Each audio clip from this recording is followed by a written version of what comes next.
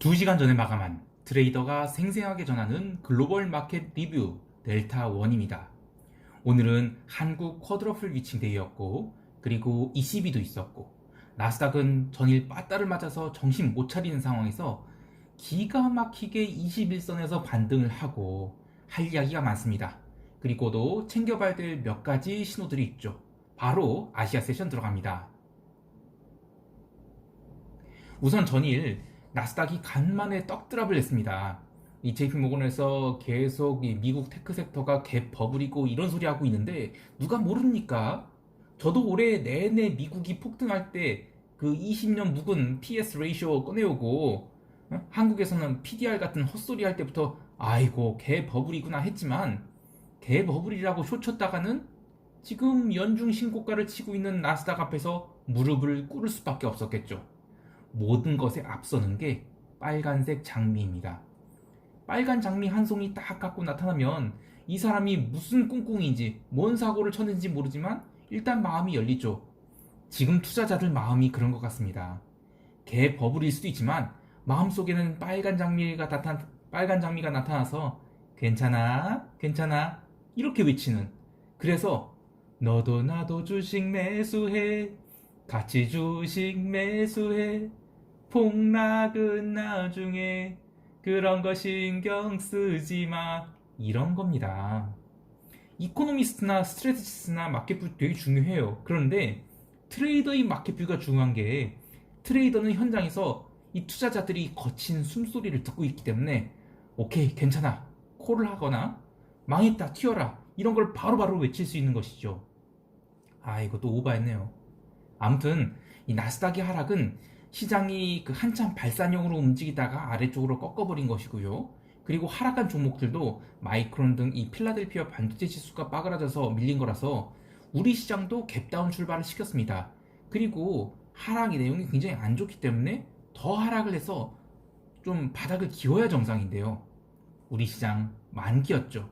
바로 옵션 감마가 막 미쳐 날뛰는 날. 아휴, 오늘도 생각해보면 외국인들이 얼마나 우리 시장을 갖고 놀았는지.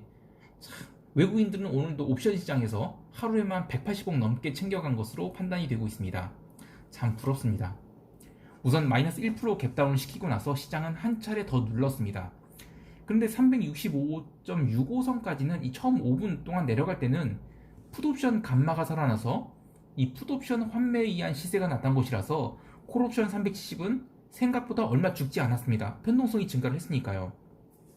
그리고 나스닥 지수가 하락한 내용이나 패턴을 보면 우리 시장은 한 365선에서 첫 30분 동안 이렇게 쭉 이렇게 눌려주고 거기를 살짝 깨준 다음에 오랜 시간에 걸쳐서 한 368.85까지 반등하고 그 다음에 한 마지막에 365나 367 그 정도로 끝나는 게 뭐 이상적인 그림이었는데요.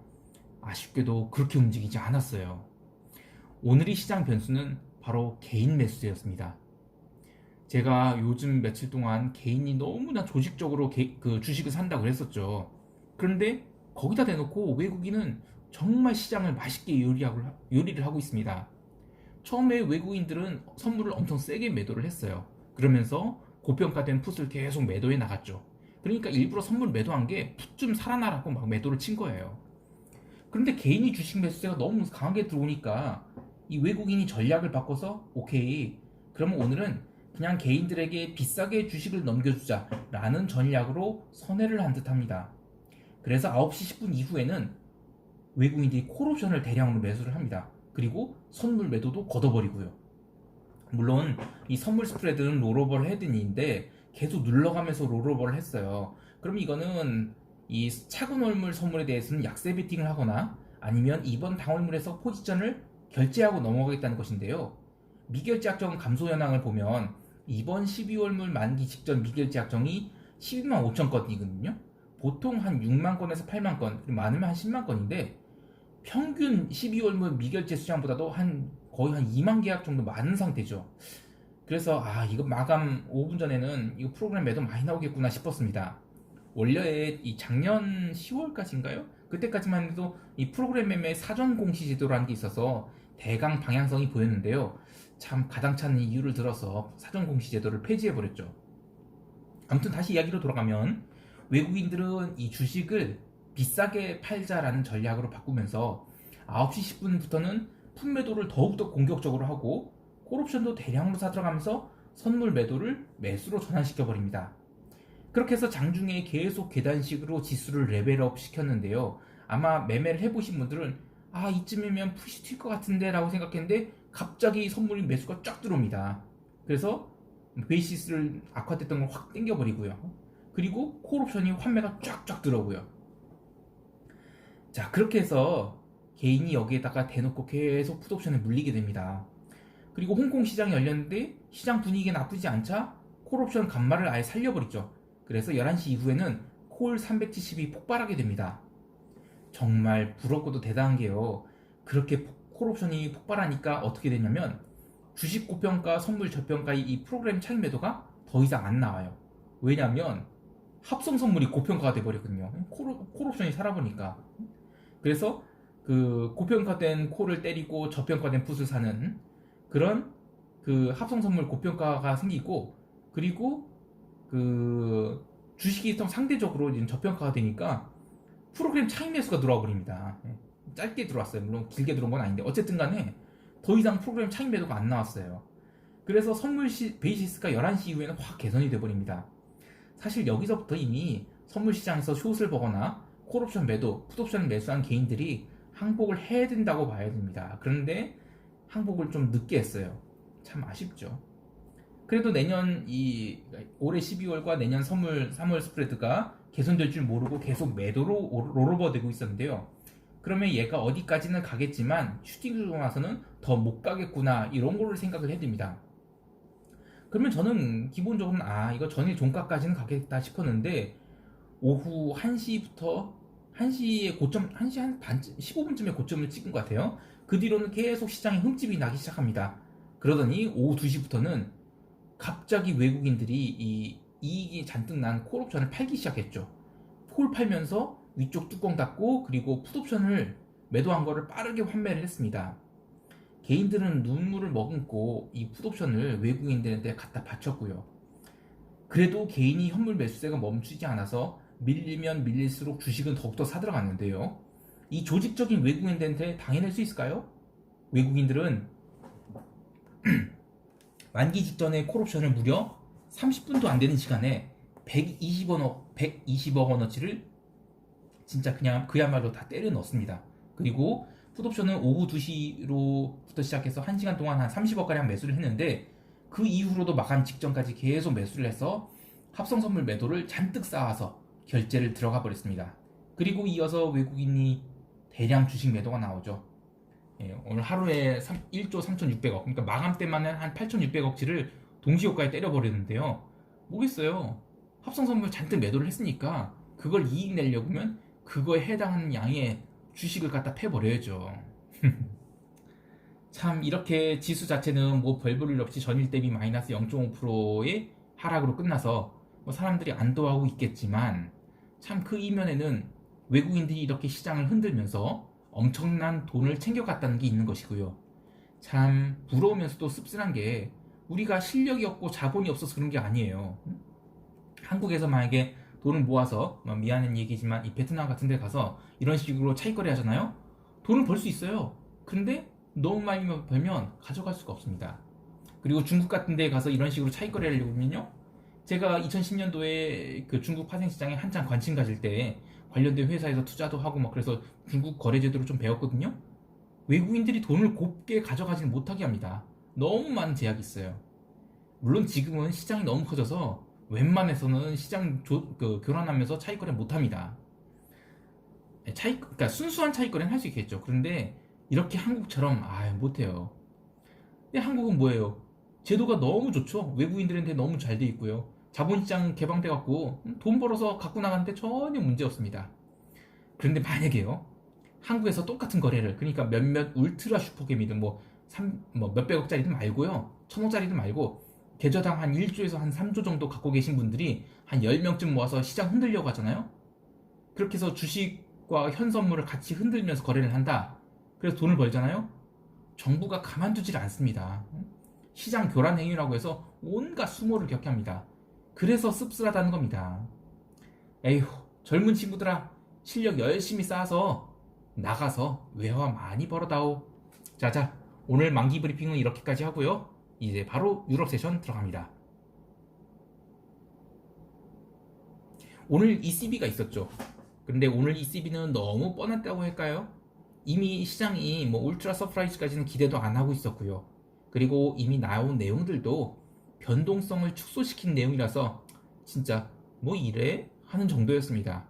환율 변동을 주시하고 있다는 얘기는 유로 강세를 제한했고요. PPP 프로그램의 연장과 규모도 딱 그 정도 수준은 뭐 다 예상된 것이었습니다. 그래서 오히려 발표하고 나서는 독일 중심으로 언더슈팅이 나왔어요. 그런데 저는 저 언더슈팅도 절대로 따라갈 언더슈팅이 아니고 진짜 다음 주 말까지는 유럽은 진짜 별 볼 일 없다니까요. 이 돌아오는 옵션 만기 월물에 정말 많은 미일 제약장들이 위아래로 죽어나가고 있어서요. 지수가 폭등도 폭락도 못한 장이 계속되고 있습니다. 그런데 전체적인 평가는 유럽 시장 나쁘지 않다. 이렇게 봐야 될 것 같아요. 그래서 저는 이번 유럽 옵션 만기 끝나고 나서 시장이 눌린다. 혹은 옵션 만기 중에 과하게 눌린다. 그러면 유럽 지수를 담을 수 있는 또 다른 찬스가 되지 않을까 생각하고 있는데요. 만약에 이 눌림 없이 그냥 올라간다고 하면 그건 뭐 내 몫이 아니라고 생각하고 포기해야죠. 미국 지수 선물은 아시아 세션이 워낙 강하게 끝나니까 그래도 플러스권에서 움직였는데 유럽 세션에서 점점 힘이 빠지더니 ECB 이후에는 더욱 밀렸고 이어서 미국 본장 1시간 전에 신규 실업수당 청구건수 나왔는데 허걱 85만 3천 건이 뭡니까? 85만 건이 컨센서스가 72만 5천 건이었는데 그것도 코로나 3차 확산 때문에 걱정하고 있었는데 완전 대박 나쁘게 나온 겁니다. 자, 그러면 보통 반응이 어때야겠어요? 요거 잘 체크하셔야 되는데요. 이렇게 지표가 나쁘게 나오면 그간은 bad is good 하면서 오히려 이 주가가 반등을 하거나 최소한 지수 선물을 하락시키진 않았는데요. 오늘은 지수가 이 신규 실업수당 청구건수 나오고 나서 밀려버렸습니다. 그러나 막 폭락이라기보다는 아유 실망이야 하면서 그냥 매수세가 손을 놓아버린 그런 하락이었죠. 근데 또 미국 국채는 밀리지도 않았어요. 분명 지표는 나빠서 여태까지 이렇게 지표가 나쁘게 나오면 부양책 정말 해야 돼, 할 거야, 해야 돼 하면서 국채가 쫙쫙 밀려서 국채 숏돌이들이 계속 숏에 베팅을 했는데 이 숏돌이들이 계속되는 실수요 매수에 손을 들었죠. 그래서 됐다, 올해는 지표가 어떻게 나오든 국채 숏 안 친다, 이렇게 포기한 것 같습니다. 물론 오늘 ECB 기존에 이탈리아 국제 10년물이 신고가를 친 게 문제였죠. ECB 발표 내용 중에 그 PPP 확대는 하는데 그걸 전부 다 매수 풀로 지르진 않겠다, 뭐 이런 식으로 명시를 하면서 이탈리아 국채가 장중에 잠깐 눌림이 있었는데 그래도 유럽 세션 마감하면서 다 올려놨죠. 그래서 하여간 올해는 국채 쇼 치지 마라 이런 걸 계속 얘기하는 것 같습니다. 아, 그리고 하나 더요. 유럽 세션에서 또 챙겨볼 게 구리 가격이 폭등입니다. 요즘 이 상하이 구리 상하이 구리 거래 가격과 런던이 이 구리 거래 가격 차이가 많이 나서 말이 자꾸 꼬이네요. 계속 이 차익 거래가 일어나고 있는데 아시아 오픈하면서 구리를 누가 언더슈팅을 딱 줬다가 그걸 싹 말아 올렸죠. 그리고 LME 오픈 첫 번째 링 때 레벨업을 시켰더니 세컨드 링 때는 아예 폭발을 시켜버립니다. 정말 이 내년도 구리 가격을 전 톤당 이 9,000달러까지 보는 것 같은데요. 그건 나중에 설명하기로 하고 오늘 시황에는 LME 구리가 폭등이 있었다. 그 정도 체크하고 넘어가겠습니다. 자, 미국 세션 들어갑니다.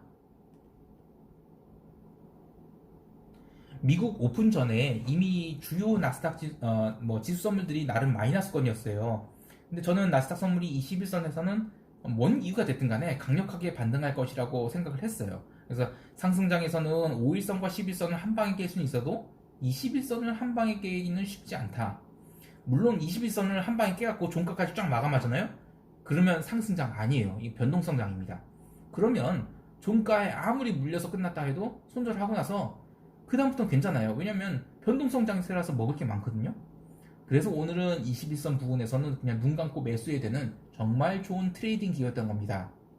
근데 어제 얘기했듯이 네이키드 콜을 사기는 부담스럽고 차라리 이 품매도를 하거나 그 스프레드를 잡는 게 좋아 보인다고 얘기했었는데요.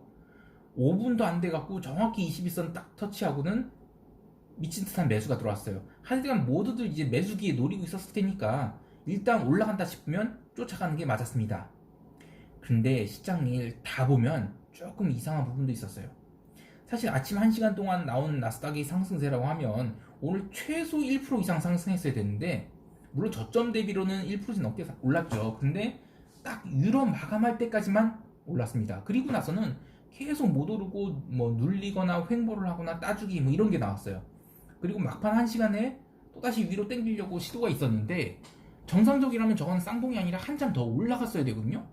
근데 또 얻어맞고 내려왔습니다. 이거는 좋은 신호가 아니에요. 자, 오늘은 이제 어제가 이제 도어대시가 상장을 하고, 오늘은 에어비앤비가 상장을 했습니다.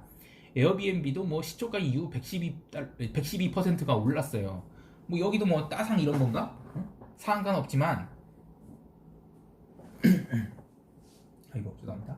이런 IPO의 열기 이후에는 시장이 어떻게 된지 여러분도 다 잘 아시지 않습니까?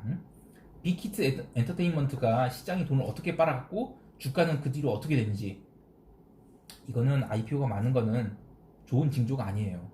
따라서 저는 이번 주는 몰라도 다음 주에 상승을 이어가지 못하잖아요. 그러면 뷰를 부정적으로 전환해야 될까 싶습니다. 그렇다고 뭐 풀매수 이런 것도 아니고요. 그냥 상승이 제한되어 있을 것 같다, 이 정도입니다. 그리고 시장에서 몇 개 더 챙겨볼 게, 오늘 이 기름이 천연가스와 동반해서 상승했습니다. 특히 기름은 유럽 세션에서 계속 강세였다가 미국 본장 시작하면서 위로 강하게 말아 올렸는데요. 약간은 인플레 시그널이 아닌가 싶습니다. 브렌트가 정말 오랜만에 $50 회복했다는 것도 의미 있습니다. 미국 기름 주식들 뭐 3%대 상승했고요. 또 이 뭐 내 사랑 소맥까지는 아니었다. 하여튼 소맥이 오늘 2.44% 상승을 해서 비록 이 스프레드지만 훈훈한 이익을 주었습니다. 네이키드로 마음고생하신 분들은 오늘 같은 경우에는 이익 실현하기 좋죠. 그리고 커버드로 닫아도 되고요. 여러 가지로 훈훈하셨을 것 같습니다. 마지막으로 EM 지수가 오늘 거의 뭐 신고가나 다름없는 상승을 보였는데요. 이렇게 되면 금요일 홍콩 증시에 긍정적 영향이 있지 않을까 싶어요. 특히 미국 지수가 눌림으로 끝났기 때문에 홍콩 지수가 좀 낮게 출발한다면 매수의 좋은 기회가 되지 않을까 싶습니다. 근데 이제는 홍콩이 옵션 만기가 많이 남아있고, 또 자리도 레벨 다운을 할 수 있는 또 약간 위태로운 자리죠. 그래서 콜옵션 매수보다는 강세콜 같은 것으로 대응하는 것도 좋아 보입니다. 자, 시장 총평 들어갑니다. 많이들 궁금하셨을 거예요. 지금 강세장인가 아니면 추세 전환이 신호인가? 저는 기본적으로는 강세장 관점을 유지하고 있습니다. 어떻게 보면 S&P 기준으로 11월 초반에 기록한 이 강력한 주봉 양봉이 이번 상승이 싹이라고 보는데요. 변동성을 죽였다 살렸다 하고는 있지만 추세적으로 막 살리는 것도 아니고 해서 추세 전환에는 시간이 더 필요할 것으로 보입니다. 한편으로는 이런 생각도 드는 게, 이 투자자들이 이제 미국 외 자산에 관심을 갖게 돼서 상대적 고평가라고 생각되는 미국 내 자산을 처분하고 EM 자산이나 언더퍼포먼던 유로존 자산에 관심을 갖는 게 아닌가 생각도 해보는데요. 이런 게 진리로 여겨졌었죠. 그러니까 아무리 신흥시장이 매력적이라 해도 찔깐놈이 선진시장을 이길 수 있느냐 하는 공식이 내년에 바뀌게 될지 좀 생각을 해봐야겠습니다. 자, 오늘은 코스피 만기 후 폭풍이 불 겁니다. 변동성 매도를 기본적으로 추천해 드립니다만 리스크 관리 잘 하시기 바라고요. 딱 하루만 버티면 한 주가 갑니다. 즐거운 하루 되시고요. 이상 델타원이었습니다. 감사합니다.